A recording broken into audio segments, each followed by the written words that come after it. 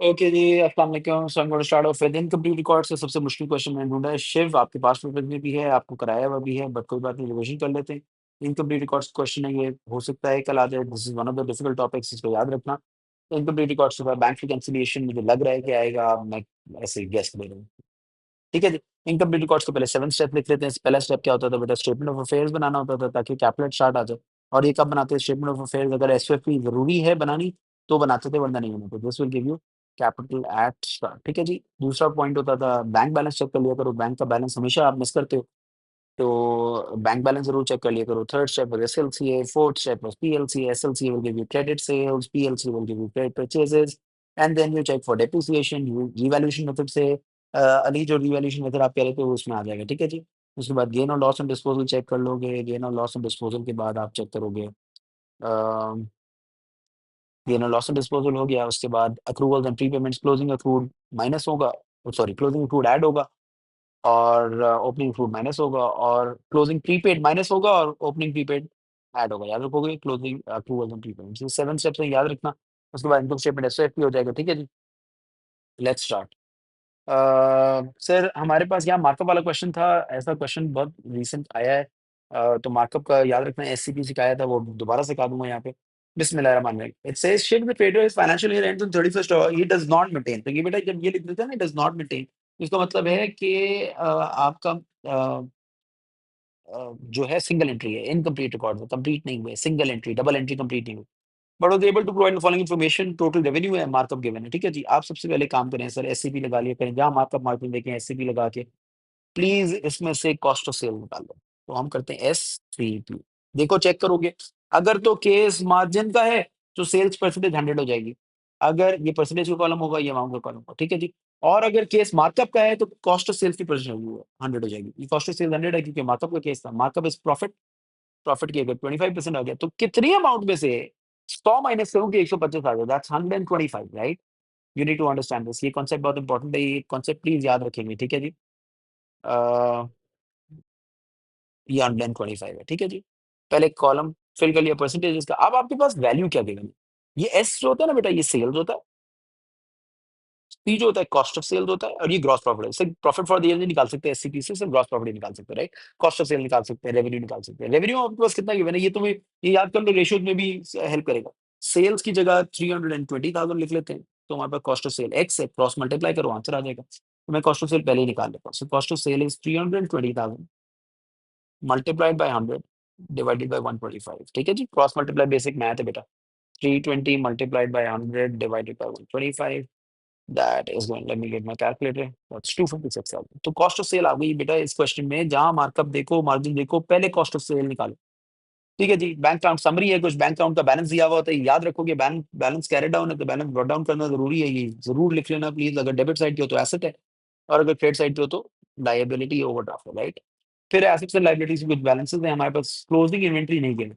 बेटा जब भी ना एग्जामिनर जो है ना स्मार्ट बन रहा है, एग्जामिनर मार्कअप दे रहा है, आपको बोल रहा है कि इन्वेंट्री नहीं गिवन, तो क्लोजिंग इन्वेंट्री के बगैर काम नहीं कर सकते, क्लोजिंग इन्वेंट्री को जीरो नहीं कर सकते, ऐसा नहीं होता है यूजुअली केसेस में। तो हम क्या करते हैं, कॉस्ट ऑफ सेल्स हमने निकाला है ना, उससे हम क्लोजिंग इन्वेंट्री आराम से निकालें। कॉस्ट ऑफ सेल्स का फॉर्मूला होता है opening inventory add purchase add carriage inward less purchase return less closing inventory. तो प्लस माइनस करोगे तो कॉस्ट ऑफ क्लोजिंग इन्वेंट्री आएगी। अभी मैं कराऊंगा आपको। ठीक है जी।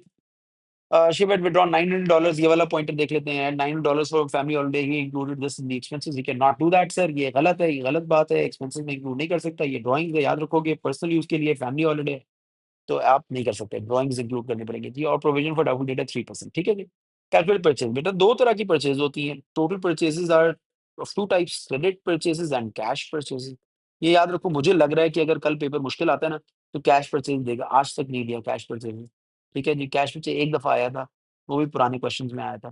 कैश परचेज बेटा कहाँ से मिलेगी ये याद रखना। कैश परचेज मिलेंगी आपको credit side of the bank account. Bank account की क्रेडिट साइड पे जाओगे ना, तो आपको पता चल जाएगा कि आपने कितना पेमेंट किया है, वो कैश परचेज है। क्रेडिट परचेज के लिए बेटा पीएलसी होता है। ठीक है जी। हम देखते हैं पहले क्वेश्चन को, हम क्वेश्चन स्टार्ट नहीं कर रहे हैं, हम पहले क्वेश्चन को देखते हैं, इसमें एसओएफपी बनानी है नहीं, इनकम स्टेटमेंट बनानी है और फिर एडवाइजर। ठीक है जी। तो पहला पॉइंट हम मिस कर सकते हैं, हमारे जो 7 पॉइंटर्स हैं वो याद रखोगे। इसको हमने स्किप कर दिया, बैंक का बैलेंस हमने बना लिया है। इससे पीएलसी पहले मांगा है, हम पीएलसी बना लेंगे पहले। ठीक है, फिर एसएलसी देखते हैं एसएलसी की रिक्वायरमेंट है या नहीं। सर पीएलसी बनाते हैं, जल्दी से फॉर्मेट लिख रहा हूँ, याद कर लो प्लीज, याद कर लो यार। अगर कल एग्जाम में क्वेश्चन मुश्किल बनाएगा तो ये याद रखोगे बेटे, याद रखोगे कि वो ऑड आइटम्स दे सकता है। एक एसएलसी और पीएलसी में ऑड आइटम्स कौन-कौन से होंगे? यूजुअली जो है ना जो डिस्काउंट अलाउड होता है, परचेज़ रिटर्न होता है, ये हमारे पास गिवन नहीं होता। ठीक है जी?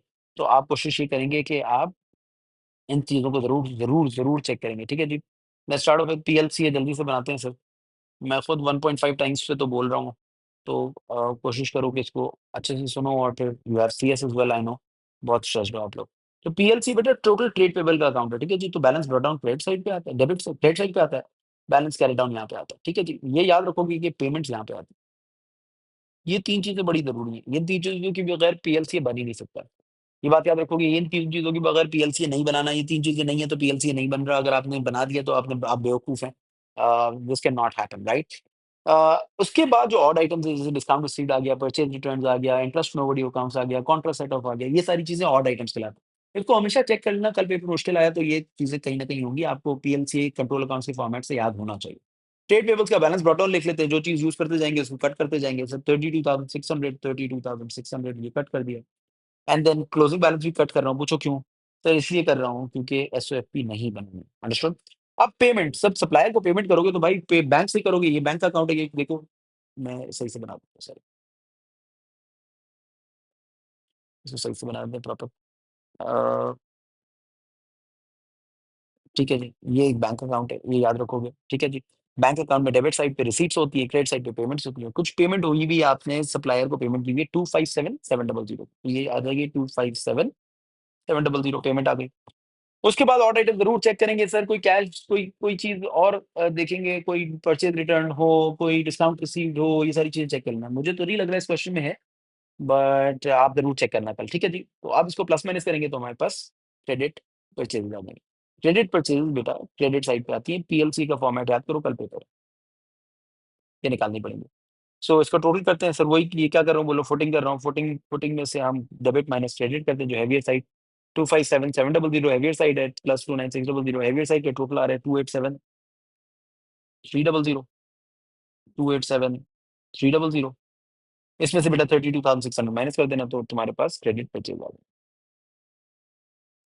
254700 254700 इसको हाईलाइट कर देना, बॉक्स बना देना, याद रखो ये तुम्हारा बहुत इंपॉर्टेंट काम है, अंडरस्टूड? ट्रेड परचेज आ गए हैं आपके पास। Once you done with this cash purchases check कर लेते हैं सर, पेमेंट्स की साइड पे जाओगे तो कैश परचेजेस हैं या नहीं है? अगर नहीं है तो नहीं है, कोई बात नहीं, अगर हो तो कल ज़रूर चेक कर लेना बेटा। जो चीज़ यूज़ करते जाओ इसके क्वेश्चन में प्लीज़ कट करते रहना, ठीक है जी? ताकि अगर खुदा ना खास्ता एसओपी आई और टाई नहीं हो रही आपकी, तो आपको पता चल जाए कि आपने क्या करना है। आपका इश्यू कहाँ आ रहा है। That's 2547 easy. उसके बाद next part is income statement. Before we go on to income statement sir पहले तो ये चीज़ें कुछ चेक करनी पड़ेंगी। क्या रेवेन्यू गिवन है हमारे पास? टोटल रेवेन्यू तो गिवन है सर। तो ट्रेड रिसीवेबल की वर्किंग करने की ज़रूरत है या नहीं है? मुझे तो नहीं लगता सर, कैश सेल्स भी गिवन है 3700 और ट्रेड रिसीवेबल भी गिवन और टोटल रेवेन्यू गिवन है। तो मुझे इनकम स्टेटमेंट का स्टार्टिंग पॉइंट तो मिल गया। जब इनकम स्टेटमेंट बनाते हो तो रेवेन्यू स्टार्ट करते हो, रेवेन्यू आ जाएगा तुम्हारे पास। रेवेन्यू लिख दो रेवेन्यू लिख दो 320,000 this was already given to you तो मार्कअप भी दे दिया था, इतना मुश्किल क्वेश्चन नहीं बनाएगा।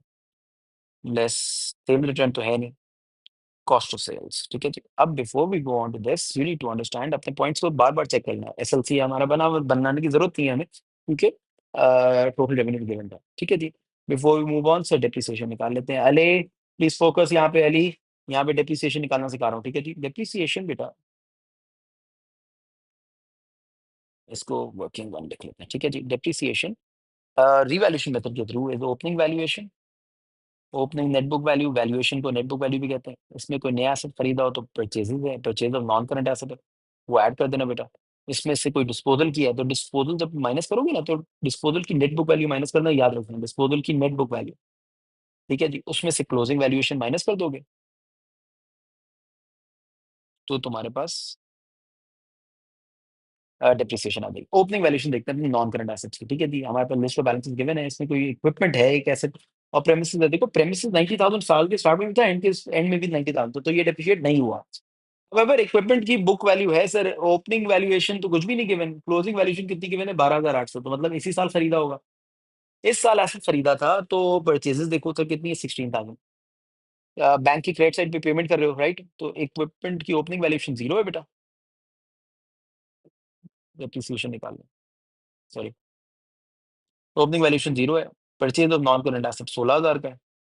कोई एसेट बेचा होगा, अगर बेचोगे तो पैसा आएगा, डेबिट साइड पे देखो, बैंक अकाउंट की डेबिट साइड पे देखो, बैंक अकाउंट की डेबिट साइड पे देखो, कोई receipt from sale of non current asset है? नहीं है, वो भी 0 हो गई, उसमें कोई डिस्पोजल भी नहीं हुआ, उसमें से क्लोजिंग वैल्यूएशन माइनस करता हो, तो क्लोजिंग वैल्यूएशन जो है ना बेटा लिस्ट ऑफ बैलेंसेस में से मिलेगी। आपके पास इक्विपमेंट की क्लोजिंग वैल्यूएशन है 12,800, दैट्स माइनस 12,000।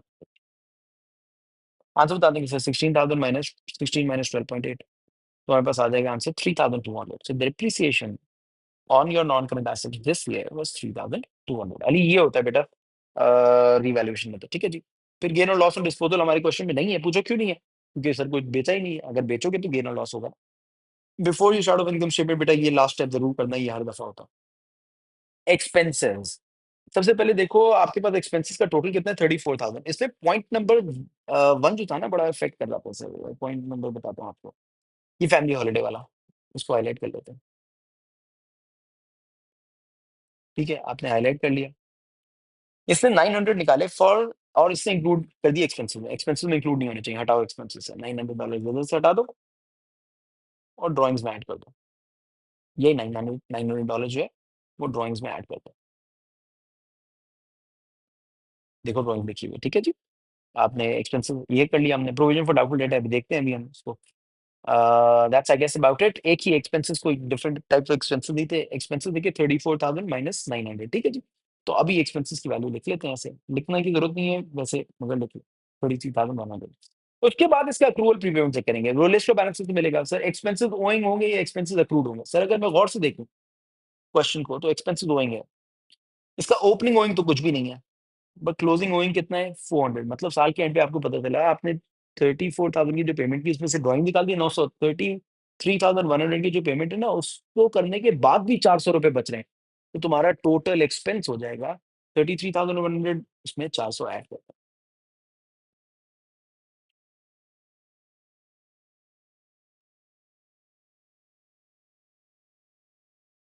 दिस इज 33,500, याद रखोगे। कोई अक्रूड था, अक्रूड तो था सॉरी, वो तो नहीं था हमारे पास, प्रीपेड नहीं था, राइट। Let's start sir. अब कॉस्ट ऑफ सेल, अब इन्वेंट्री नहीं गिवन थी ना, इन्वेंट्री की वर्किंग ऐसे हम ऊपर करते हैं, ठीक है। ऊपर भी कर सकते हैं वर्किंग, अगर बहुत अच्छे स्टूडेंट हो तो वर्किंग बैक सिखाई थी वो सीख लो। कॉस्ट ऑफ सेल्स का फॉर्मूला लिख लो sir, opening inventory add purchases add carriage inwards, usually नहीं होता, ठीक है जी, minus purchase returns minus closing inventory. Check कर लेना, कल का एग्जाम अगर मुश्किल आया तो सर ये परचेज रिटर्न वगैरह दे सकता है, ठीक है जी, ये याद रखोगे बेटा। रेडी, ओपनिंग इन्वेंट्री की वैल्यू देख लेते हैं सर, गिवन होगी, ओपनिंग इन्वेंट्री की वैल्यू गिवन है, inventory at cost, the opening inventory is 23,500, ठीक है, 23,500 हो गई। परचेज आपने पार्ट ए में निकाली थी, वो थी 254,700, कैरेज इनवर्ट नहीं था, परचेज रिटर्न नहीं था, क्लोजिंग इन्वेंट्री मुझे नहीं पता एक्स, मगर कॉस्ट ऑफ सेल आपने मार्कअप मार थे ना, आपने टीचर ने पहले ही बोला था एससीपी करके मार्कअप कॉस्ट ऑफ सेल निकालें, कॉस्ट ऑफ सेल कितनी आती है बच्चों, that's 256,000, right. So you equalize it with 256,000. So it's going to be 256,000 minus 23,500 minus 254,700. That's going to give you minus x यहाँ आ जाएगा. That's going to give you minus 22,200. ठीक है जी, calculator किया, minus minus cut कर देना, minus minus cut कर देना, तो तुम्हारे पास क्लोजिंग इन्वेंट्री की वैल्यू आ जाएगी, इजी। चलें जी, कॉस्ट ऑफ सेल, आप कॉस्ट ऑफ सेल का सेक्शन बनाते हैं। ओपनिंग इन्वेंट्री हमारे पास गिवन थी, हमने लिखी भी थी ऊपर, दोबारा हमें याद भी है, तो अच्छे बच्चे हैं वो डेट डाल दें, अगर नहीं डालना तो कोई बात नहीं, मार्क्स नहीं कटेंगे। ओपनिंग इन्वेंट्री वाज 23,500, इसमें परचेजेस ऐड कर दो बच्चे, ये पार्ट ए में निकालिए आपने, परचेजेस 254,700, कैरेज इन्वेंट्री नहीं है, परचेज नहीं है, क्लोज इन्वेंट्री लेस कर दो, वो अभी निकाली थी हमने। वर्क बैक करना है, वर्क बैक कर लो, यहाँ खाली छोड़ देना, 22,200, इन सबको प्लस माइनस करो तो कॉस्ट ऑफ सेल आनी चाहिए। कॉस्ट ऑफ सेल आप पहले निकाल चुके हो बच्चों एससीपी करके, तो 23,500 प्लस टू, एक क्रॉस चेक कर लेना, once in life time event है सर, पंगे नहीं लेना, 256,000 वही हमारी एससीपी से, इसको माइनस करोगे 320,000, minus the answer is going to give you 64,000. This is your gross profit, right? इसमें प्रोविजन फॉर डाउटफुल डेट की एक चीज याद रखना, प्रोविजन फॉर डाउटफुल डेट में इंक्रीज होगा या डिक्रीज होगा तो उसको चेक करना। तो before we go on to preparing our operating expenses we'll have to check कि इंक्रीज या डिक्रीज तो नहीं, क्योंकि decrease in provision for doubtful debt होता है ना बेटे, वो तुम्हारी इनकम होती है, राइट? सो ट्रेड रिसीवेबल्स के साल के एंड पे कितने हैं? 25,900 है। इस पे परसेंटेज लगानी है सर। अच्छा नहीं नहीं नहीं नहीं, क्वेश्चन पढ़ते, क्वेश्चन जरा गौर से पढ़ो। ऑन 31st August 2021, ये साल का एंड है, साल के एंड पे Shiv decided to create. Create का मतलब है कि पहले प्रोविजन था ही नहीं, अब आप बना रहे हैं, तो पिछले प्रोविजन जीरो होगा तो इंक्रीज ही होगा। 3% निकालोगे, 25,900 था, 25,900 का 3% निकालोगे तो मैं कैलकुलेट करके बता देता हूँ, दैट्स 25,902.03, दैट मेक्स इट 777। ये तुम्हारा बेटा, क्योंकि पिछला बैलेंस तो जीरो था, इस साल तो बनाया अभी, तो ये इंक्रीज है। ये जो 777 का है वो इंक्रीज है, राइट? चलो बिस्मिल्लाह। इनकम नहीं थी, हमने चेक किया। इनकम चेक कर लो एक दफा, अगर कोई कोई ये डिस्काउंट रिसीव या ऐसा कुछ कमीशन रिसीव डेबिट साइड पे नजर आएगा, नहीं है ऐसे। That's I guess about it. Less operating expenses. Expenses बच्चों एक ही था, एक ही एक्सपेंस के नाम से था। इसमें सारी वर्किंग कैलकुलेटर वो face of the income statement पे दिखा देना, ठीक है? एक्सपेंसेस 34,000, सॉरी राइटिंग थोड़ी गंदी हो गई। 34,000 में से ड्राइंग्स माइनस की थी 900, और इसमें 400 जो अक्रूड एक्सपेंसेस थे वो ऐड कर दिए थे, ठीक है? तो हमारे पास 33,500। इसके अलावा एक्सपेंस हैं, वो कौन से हैं आप हमेशा पूछेंगे अपने आप से। एक डेप्रिसिएशन होगा, इस केस में increase in provision for doubtful, ऐसे ही लिखोगे, increase in provision for doubtful, ऐसे ही लिखेंगे हम, और कोई शॉर्ट फॉर्म नहीं लिखोगे, ठीक है जी? इंक्रीज इन प्रोविजन फॉर, ये डीडी भी नहीं लिखना, मैं लिख रहा हूँ, आप नहीं लिख सकते। डेप्रिसिएशन इक्विपमेंट पे है सिर्फ, ठीक है? डेप्रिसिएशन इक्विपमेंट हम निकाल चुके हैं अली, इसको ध्यान देना। रीवैल्यूएशन मेथड्स में डेप्रिसिएशन निकालनी सिखाई थी। 3,200 तुम्हारी डेप्रिसिएशन हो गई। Increase in provision for doubtful date अभी हमने निकाला था 777। लिखना चाहो तो बहुत ही अच्छे बच्चे हो तो लिख लो 25,900 ट्रेड रिसीवेबल से इसका 3% लिया, और पिछला क्योंकि अभी क्रिएट कर रहे थे तो पिछला। इसके बाद please I would request all of you, आप चेक करें, आपने सारी चीजें यूज कर ली, ये 16,000 भी यूज कर लिया था, ड्राइंग्स आता नहीं है इनकम स्टेटमेंट में, ये भी नहीं आता, ये भी नहीं आता, ये हमने यूज कर लिया, ड्राइंग्स आता नहीं है इनकम स्टेटमेंट। उसके बाद कैश सेल्स और सेल, ये सारी चीजें हम यूज कर चुके थे। रिसीव फ्रॉम ट्रेड रिसीवेबल को कोई काम नहीं था, क्योंकि टोटल रेवेन्यू का हमें ये बनता, right? That's I guess about it. और कोई एक्सपेंस मुझे नजर नहीं आ रहा, डेप्रिसिएशन इंक्लूड कर ली, एंड इंटरेस्ट एक्सपेंस वगैरह है नहीं। इसका टोटल कर लो बच्चों, this will give you your total expenses, that's 33,500 plus 3,200 plus 777, that's 37,477, minus कर दो 64,000 minus the answer is going to be 26,523। ये तुम्हारा profit for the year. Easy, proper पूरा लिख के आना, शॉर्ट फॉर्म नहीं लिखना।